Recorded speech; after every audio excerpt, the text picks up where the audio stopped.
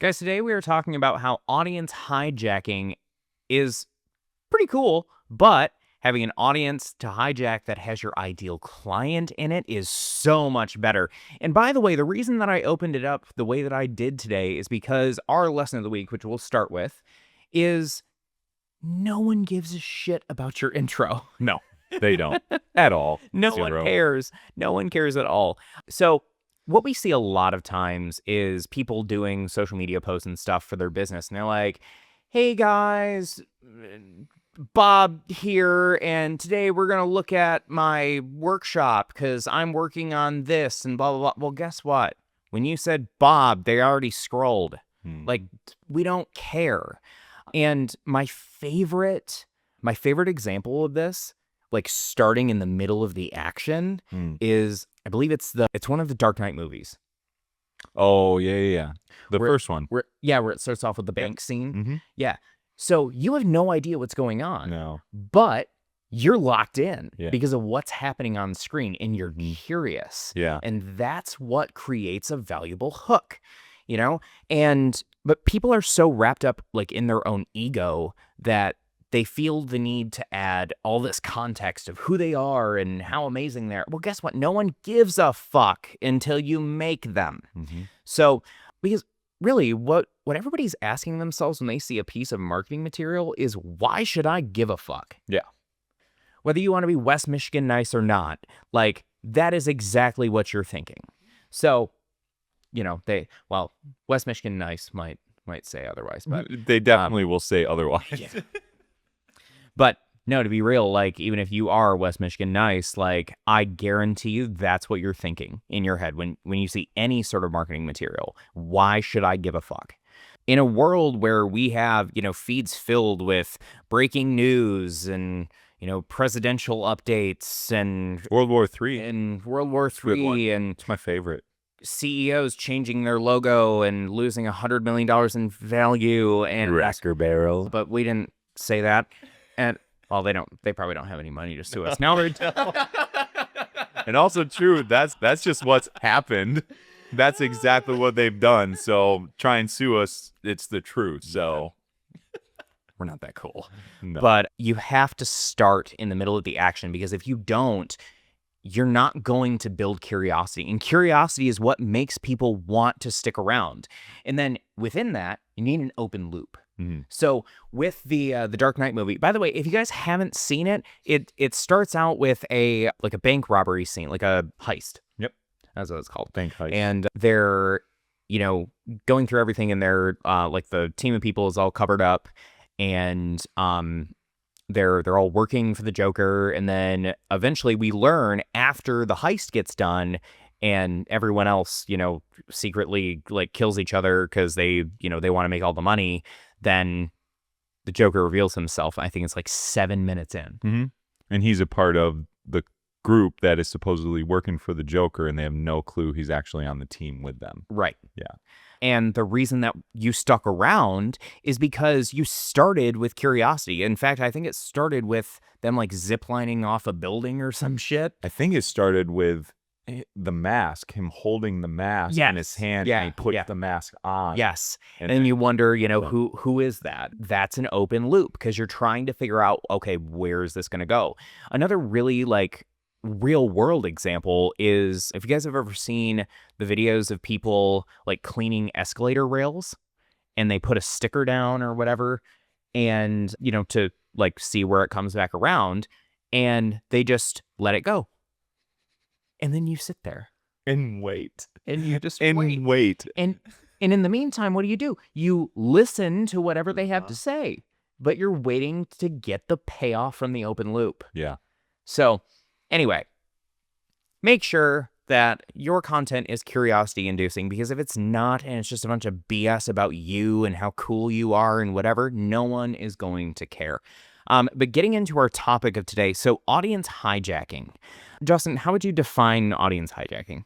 I mean, audience hijacking is just creating content with another business, person, or entity on social media that you can collaborate with, and you share the same video between the two accounts, and you get traffic from both accounts, data and viewers. That's really all it is. I would say that's even like the 2.0 version. Yeah. I would say more 1.0 is just include another business or another like popular person Mm-hmm. in obviously related to your niche Yeah. into the post and like tag them Yeah. Yeah. so that all their people see it. Yeah. In fact, that works, I think, on every platform now. I'm Nice. pretty sure. Nice. TikTok, maybe not. But like perfect example was one of our clients, he's a painter, and he had just done a huge project for like a local school. And I was like, dude, you have to tag them Mm-hmm. because everyone in that community either knows someone who goes there, Mm-hmm. knows someone who used to go there, or used to go there themselves. That is such a like amazing and legal and ethical cheat code Mm-hmm. to get more eyeballs on your content. Yep. In fact, we now routinely have like because we check our metrics for our clients every week. We reliably have people getting, 90 to 99% non-follower views on their posts, and they're getting thousands. Mm-hmm.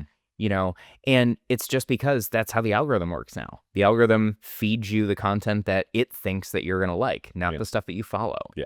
So it's going to also, like, if you, by the way, side note, if you find a business that you really like their content, like, like ours, if Subtle, you were to, subtle. like if you were to constantly engage with them in the comments, liking, sharing, saving, all that sort of thing, then they'll continually start popping up in your feed. But when it comes to hijacking audiences, that just boosts it. Mm-hmm. And then you get interaction from other people who have never seen your content before, and then you have new eyeballs on your stuff. And if it's a valuable piece of content, or if it's something that, like, let's say, I like a recent testimonial video we just did was for a cabinet guy. He had done this project, and this guy did an on-camera interview, and he was able to tag that guy and the business and got all of that traffic. Yeah. And if it's valuable enough, and if there's some people in there that are like, damn, that's a really cool cabinet job, or like, man, my kitchen has these huge filler strips on the side, and I just don't like how it looks, and we need an update, but this guy made it work perfect. Mm-hmm. They're not just going to go away. So yes, while views are cool, I would say views from people in your target audience are a lot cooler. Oh yeah, it's views within your target audience, and then like you're saying, if you can get a piece of content that involves another business that isn't exactly in your like field, but their customers are the same customers that yours are, and they fill a need for those customers, and you fill an additional need that tails off of what that service is, it's like a piggyback. Like you're just piggybacking into potential sales. So yeah, well, and like that's how referral networks work. Mm-hmm. Like that's why chiropractors take business cards from massage therapists and, health spas and things like that. But because everybody is a, super special snowflake, I want to give some examples of like, how would you, in theory, hijack an audience for a specific business? So let's start with dog grooming. Okay. If I have a dog grooming business, Yep. who would I need to tag in order to hijack their audience? This is a pretty easy one.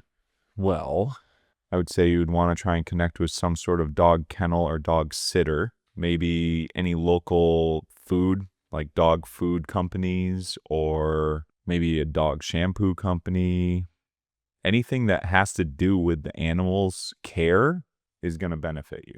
Yeah, I agree. And I actually wasn't even going there. I was just talking more of like customers. So if you have like a customer who is super big in like their chamber of commerce, or they're in like a big local church or whatever, and they have a big community, tag those people. Yeah, just the normal people.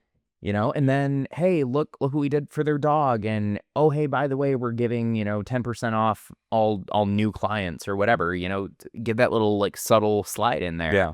And you can get leads off the top. Yep. Now let's talk real estate. The person that bought the house, probably. Person that is using you as a realtor. So I would say that, but I would also say anybody else who worked on the house. So like for example, if it was a reno or something like that, tag the GC who did the remodel and then tag all of their subs. Yeah. And obviously like with their permission. You don't need permission to tag people online. Tag them. Okay, Don't piss people off. Tag them. Do it. If you are involved in the job and you're making a post to show off these people, tag them. All right, yeah.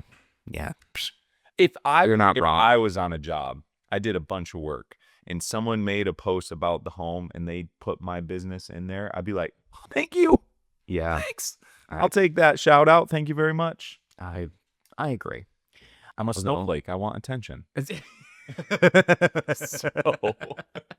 So yeah, anyway, it goes back to that same, consumer mindset of like, if they're big in their community, then do that. Yeah. If they have like let's say like a neighborhood group, post it in the neighborhood group. Yeah. Hey, this house just went up for sale, or this house is no longer on the market. Mhm. So if you're looking for a place like this and you didn't get it, well, there's these other places very close to this neighborhood. Yeah. You have to think outside the box and how human behavior works. Where do people hang out on social? They don't go on social to look at, Bob's real estate company talk about how great Bob is at selling homes. You're giving Bob a lot of publicity in this in this episode, okay? Bob needs to simmer down. Yeah. And we're not going to do that because we don't go on social to do that. Why do you go on social? Or should I say when and why? It's a bad question to ask me if we're getting. I mean, I go on social to learn stuff all the time. Like, depends on what I'm looking to learn. I'll look at our producer. When do you go on social? Before bed. And when you're doing nothing. And like, why? Like, what's the intention behind it? To pass time. Yep. So you're bored. You want to just get through life for a minute. The house bored. Go ahead. It's going to be stuck in my head all day. Like, even, between meetings or like in the bathroom. Yeah. Yeah. But when you're doing that, what state are you in?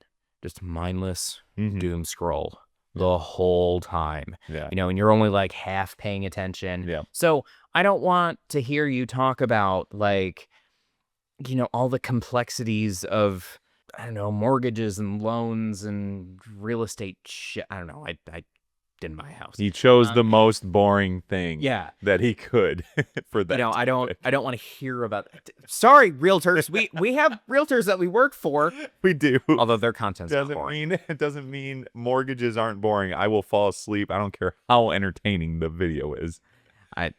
Yeah. I mean, and that also kind of goes back to, and we'll make a whole episode on this, but that's why it goes back to, you have to make content in a way that is enticing first so that you can give them what they want. So it's like the whole, like the reason that you put like a dog's medicine in peanut butter or whatever. Yeah. Because they're not going to take the medicine by itself. Yeah. So your viewer isn't going to look at your content and want to learn whatever you want to teach them. So instead, you need to give them a little peanut butter. Yeah, give them a little peanut butter, which is the curiosity and the open loop. But anyway, getting back to our point at hand. So what's another one? What's like a unique industry? What about a plumber? Like, I would say then tag all of your clients. Or you can even say, because some people they will get annoyed. Yeah. Some people, especially if they're like older residential clients, they're probably not going to want to be featured on your socials. But you can also give them an incentive to do so. So you can say like, oh, okay, I'll give you 5 or 10% off your service if you allow me to tag you on Facebook or LinkedIn or whatever. Yeah.